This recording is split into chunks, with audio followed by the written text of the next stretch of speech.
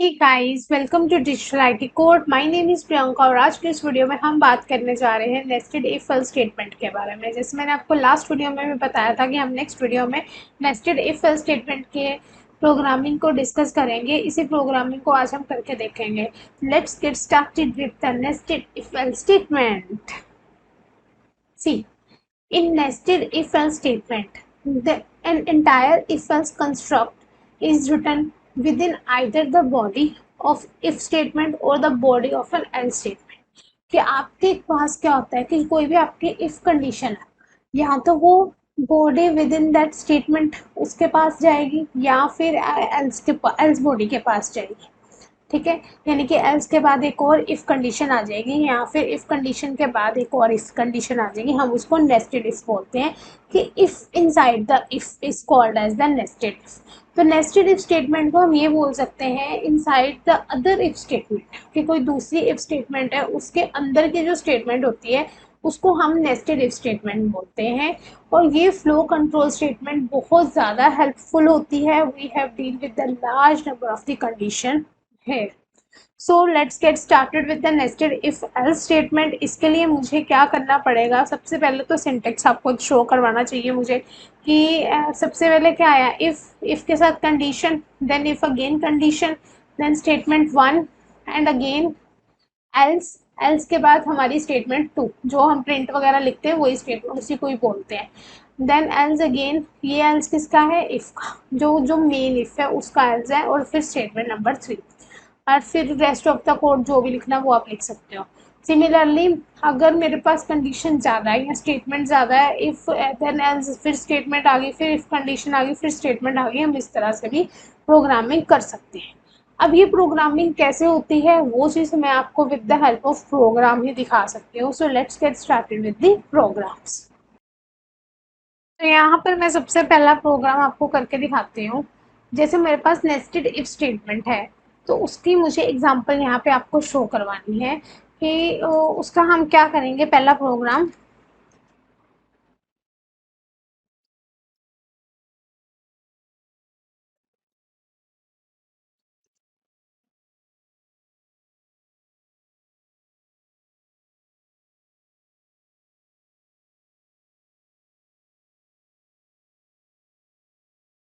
पहला प्रोग्राम है आपके सामने, display the greatest among three number using nested if statement. ठीक है, नेस्टेड इफ स्टेटमेंट को यूज करके हमने ग्रेटेस्ट फाइंड आउट कर, कुछ नहीं करने की जरूरत। तीन नंबर उसने बोले हैं तो पहले तीन नंबर हम ले लेते हैं।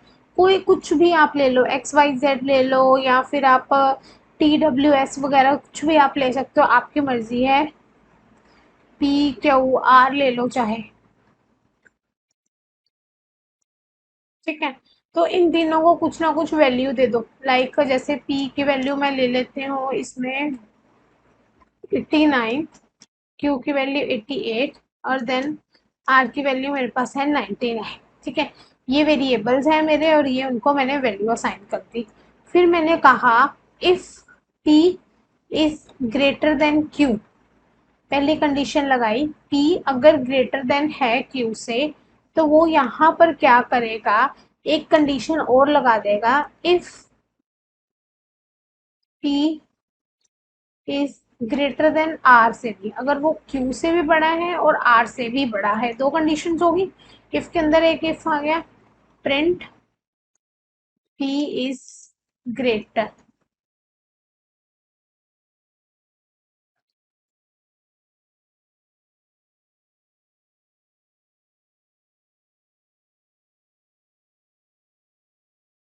ठीक है, नेक्स्ट आफ्टर दिस एक और सेम ऐसे जो यहाँ पे लिखा वही चीज हम नेक्स्ट उस पे बनाएंगे। If Q is greater than P, और फिर same to same if Q is greater than R. ठीक है, सेम टू सेम प्रिंट करवा दो आप,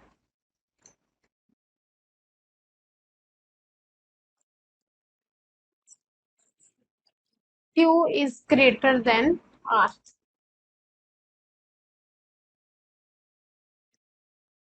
ठीक है, ये चीज आ गई। अब दो कंडीशन मेरी सेट हो चुकी है, मुझे एक और कंडीशन की तरफ बढ़ना है। इफ आर, आर के अब आर की बारी आ गई। तो R is greater than T,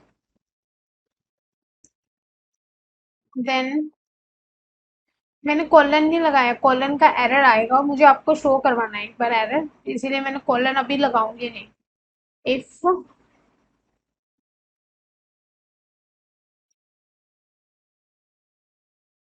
are is greater than Q, then print R is greater than Q. इसमें हम एरर वगैरह फाइंड आउट करते हैं, एरर कितने हैं।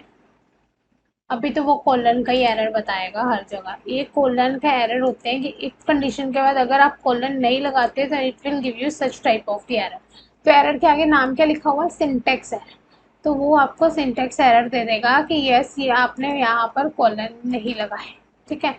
और फिर अब चेक करो तो अभी भी है इंडेंटेशन एरर है कि इसके बाद जो आप प्रिंट लगा रहे हो उसकी थोड़ी सी वो स्पेस मांग रहा है, वो कह रहा है यहाँ पे कुछ स्पेस होनी चाहिए, नहीं तो हम काम नहीं करेंगे।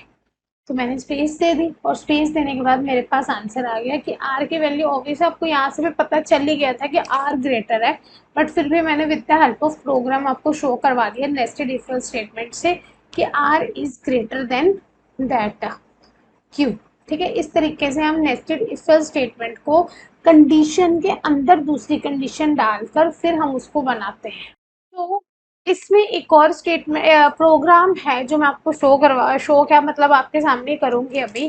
जैसे प्रोग्राम आपका अगर आपको कोई दे दे कि you have to with the help of nested if statement you have to check that कि if the number is even और odd.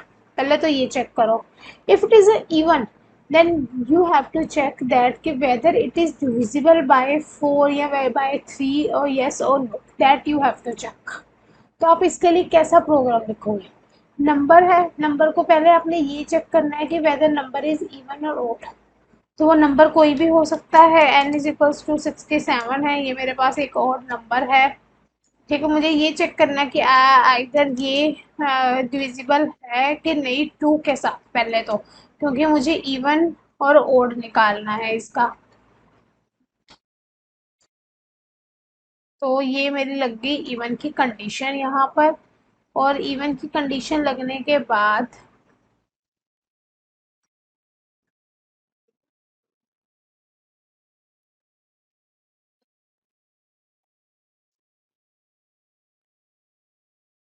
here you will check if number is even or not। okay, then what you will do, if अगर मुझे यहाँ पर इसको divisible by 4 देखना है and यहाँ पर मैं नेस्टेड इफ के हेल्प से n इज डिविजिबल बाय 4। एक तो मुझे ब्रैकेट की बड़ी गंदी आदत है, मर्जी है लगानी है लगा लो नहीं तो मत लगाओ। और फिर मैंने यहाँ पे कर दिया इसको double is equals to 0।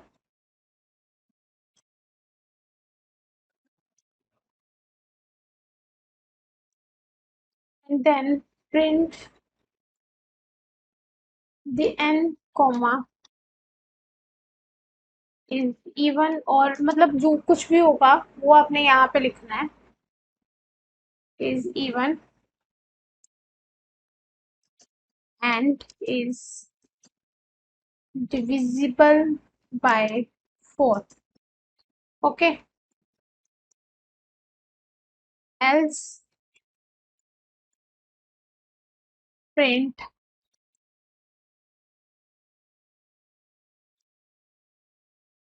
and then again comma,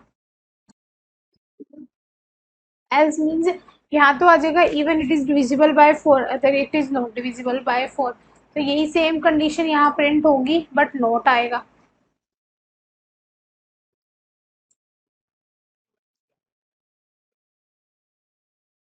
okay, not divisible by 4, then what you will do, else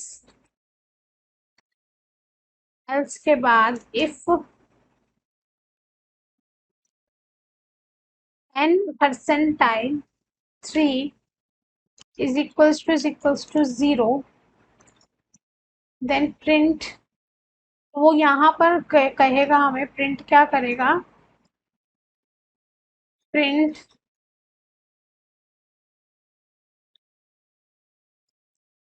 n is odd and divisible by, obvious है वो 3 के साथ डिविजिबल होगा, डिविजिबल बाय 3, क्योंकि मैंने यहाँ पे 3 वाला भी असाइन करवाया है। तो वो 3 के साथ भी, हम एक बार 4 के साथ भी हमने करके देख लिया और हमने 3 के साथ भी करके देख लिया। दोनों में से कोई ना कोई किसी के साथ तो डिवाइड हो ही जाएगा।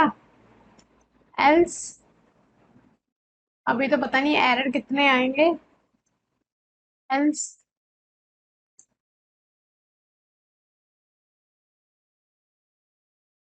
तो यहाँ पर ऑब्वियस है उसका उल्टा आ जाएगा ना इस वाले कंडीशन का।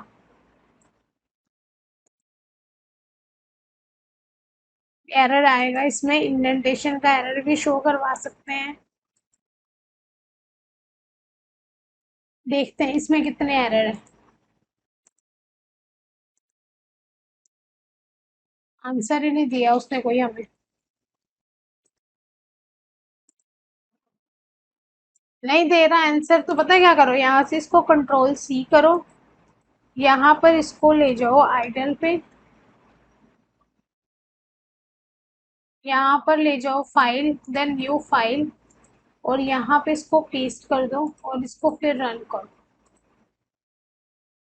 नेस्टेड है ना, ये नेस्टेड इफ है। अब उसने दिया कि अनडिटरमाइंड स्ट्रिंग लिटरल दिख रहा है उसको 4th नंबर लाइन में। यहाँ पे ना इसको एल्स को थोड़ा ऐसे रखो, क्योंकि ये जब तक स्ट्रक्चरल प्रोग्रामिंग नहीं बनेगी तब तक उसको भी पता नहीं चलेगा ना कि क्या किसकी किसका इफ है और किसकी एल्स है, उसको यही नहीं समझ आ रही।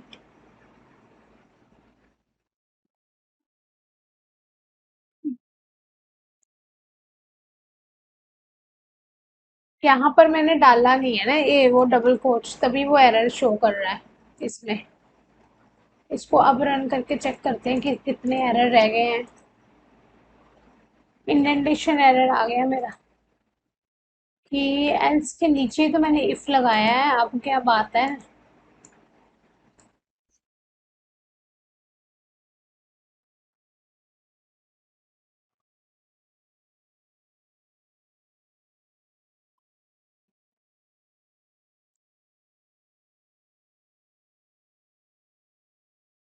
अब इसको रन करके चेक करते हैं कि कितने एरर रह गए इसमें। यहीं पे ही आ रहा है इंडेंटेशन एरर आ रहा है, वो यहाँ पे दिखा रहा है। हो गया कि एन जो है वो ओड नंबर है एंड डिविजिबल बाय 3 के साथ ही होगा, क्योंकि 67 मैंने ओड ही लिया है। तो ओड जो है, जो उनसा भी ओड नंबर होगा वो मेरा किसके साथ डिवाइड हो जाएगा, 3 के साथ डिवाइड हो जाएगा। ठीक है जी।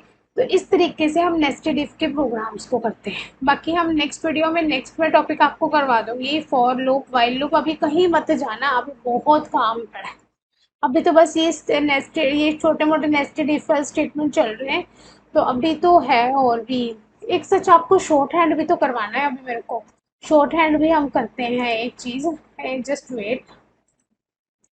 शॉर्ट हैंड का मतलब होता है कि अगर मेरे पास इफ एल्स स्टेटमेंट है उसको शॉर्ट हैंड बनाना चाहती हूँ मैं।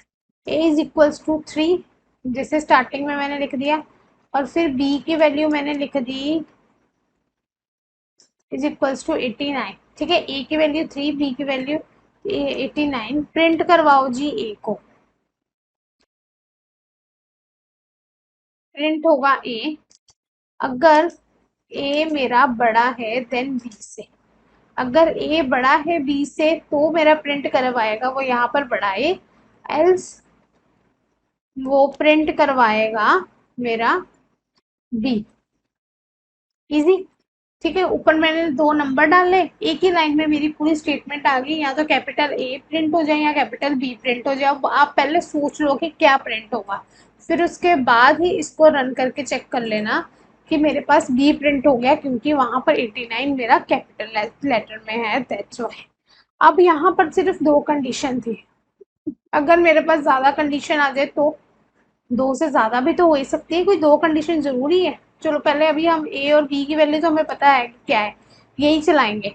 बस यहाँ पर थोड़ा सा इस स्टेटमेंट को और ज्यादा बढ़ाने की कोशिश करूंगी मैं, कि print A if A is greater than B, else print, कि ये दोनों इक्वल्स टू भी तो हो ही सकते हैं, तो वो प्रिंट करवा देगा else print is equals to, कि वहां पर इज इक्वल्स टू प्रिंट हो जाएगा। इफ कब प्रिंट होगा, A is equals to B, अगर बी ए जो है वो ए बी से बराबर है, एल्स प्रिंट बी।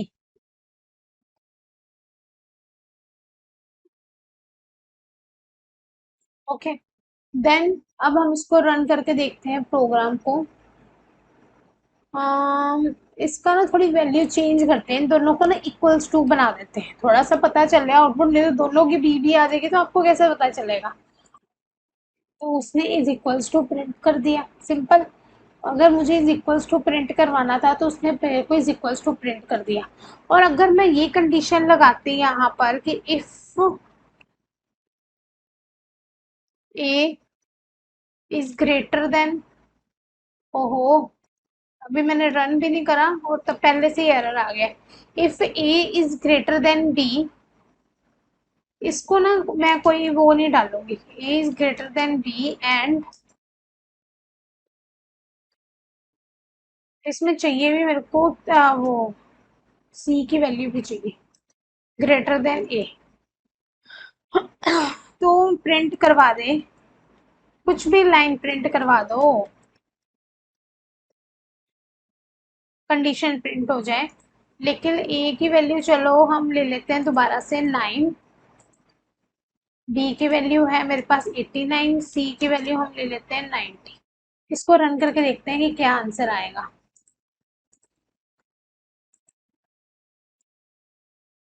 उसने कहा A is greater than B, तो पहली कंडीशन ट्रू है या फॉल्स है, सोचो। A is greater than B तो कंडीशन फॉल्स है। अब दूसरी ये वाली condition C is greater than A, condition true. एक कंडीशन फॉल्स है, दूसरी कंडीशन ट्रू है, आंसर उसने मुझे दिया नहीं, दैट मीन्स क्योंकि मैंने बीच में लगाया एंड ऑपरेटर। जहां पर एंड ऑपरेटर का काम आ जाए मतलब वो दोनों कंडीशनों को आपस में मल्टीप्लाई करेगा। मल्टीप्लाई करने के चक्कर में उसने अब ये देखा कि यार एक जो है A is greater than B, condition false है, दूसरी कंडीशन ट्रू है, यानी कि एक पे जीरो आ गया मल्टीप्लाई बाय वन, तो आंसर कितना आ गया, जीरो। तो फॉल्स होने के चक्कर में उसने जो दी हुई कंडीशन वाली स्टेटमेंट है उसको वो प्रिंट नहीं करेगा, ये ध्यान में रखना। क्योंकि मैंने एंड ऑपरेटर्स लगाया और एंड ऑपरेटर्स में ऐसी कंडीशंस कभी भी हम प्रिंट नहीं कर सकते। अब एंड की जगह अगर मैं यहाँ पर और लगा देती, और का क्या मतलब होता है कि एक है, अगर मेरी एक कंडीशन जीरो है दूसरी कंडीशन वन है तो मेरा आंसर क्या आएगा, वन आएगा, यानी कि ट्रू हो जाएगा, तो मेरे पास कंडीशन मेरी प्रिंट हो जाएगी और आंसर आ जाएगा कि हाँ ठीक है जी इट्स अ ट्रू कंडीशन। तो ये होता है। और अगर इसमें मैं नोट लगाती और कंडीशन हम जरा ट्रू वाली रखते हैं पास में, बाकी हटा देते हैं, not C is greater than A, तो इस केस में अब ये देखो ये कंडीशन ट्रू है लेकिन वो मुझे आंसर फॉल्स में देगा, क्यों, क्योंकि ट्रू है तो इनवर्स में जाएगा, क्योंकि मैंने यहाँ पर नोट लगा दिया है। नोट के केस में हमेशा स्टेटमेंट मेरी जो होती है वो इनवर्स में चली जाती है, ये ध्यान रखना। अब यहाँ पर एक तो मैंने ये देखो प्रिंट लिखवाया है कि कुछ ना कुछ कंडीशन प्रिंट हो जाए अगर मेरी स्टेटमेंट ट्रू है। इन केस आपको समझ में ना आए कि मैं स्टेटमेंट तो यार मुझे कुछ भी प्रिंट नहीं करवाना समझ आ रहा तो मैं क्या करूँ, ऐसे केस में क्या करो, प्रिंट की जगह सिर्फ पास स्टेटमेंट को पास ऑन करवा दो। पास स्टेटमेंट को पास करवा दोगे तो आंसर आपके सामने आपके बिल्कुल रहेगा। पास स्टेटमेंट का मतलब होता है कि अगर आपकी कंडीशन ट्रू भी हो जाएगी, जैसे ये कंडीशन में मान लो ये कंडीशन फॉल्स है,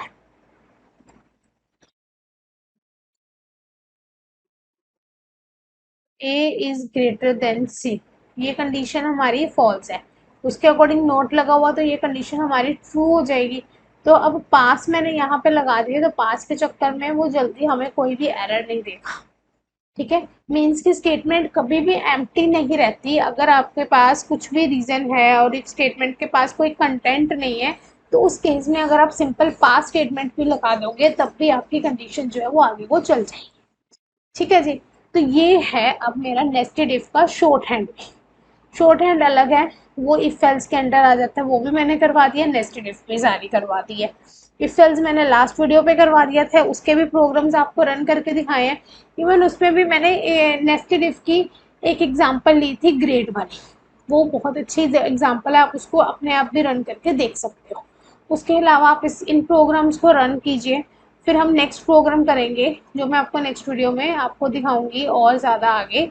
नेक्स्ट टॉपिक हमारा यही लूप वगैरह ही अब चलेगा। ठीक है। तो इस वीडियो में बहुत है इतना। लाइक शेयर और सब्सक्राइब बिल्कुल मत भूलना, ताकि नेक्स्ट वीडियो आपको बहुत जल्दी मिल सके। So thank you so much for today. Bye bye everyone.